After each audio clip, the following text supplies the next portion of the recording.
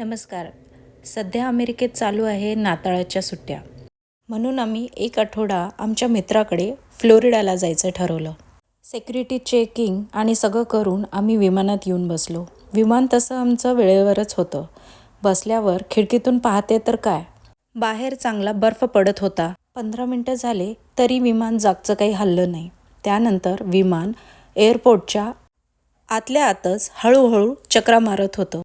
त्यानंतर आमचं विमान डी-आयसिंगसाठी एअरपोर्टच्या एका ठराविक एरियामध्ये नेण्यात आलं. तिथे दुसऱ्या पण फ्लाईट्स डी-आयसिंगसाठी लाईनीने उभ्या होत्या.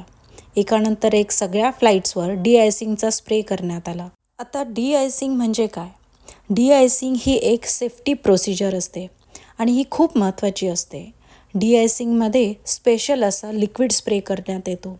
इथेलियम ग्लायकोल आणि वॉटर हे दोन्हीचं मिश्रण एका 150 डिग्री फॅरेनहाईटला गरम करून स्प्रे करतात.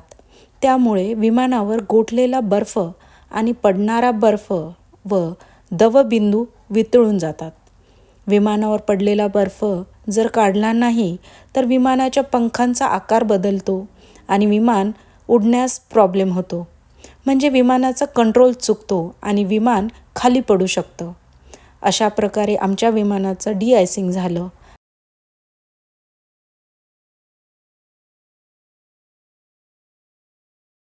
डी-आयसिंगची प्रोसिजर 10 ते 12 मिनटं चालू होती आणि त्यानंतर तब्बल 1 तास उशिरा आमचं विमान उडालं.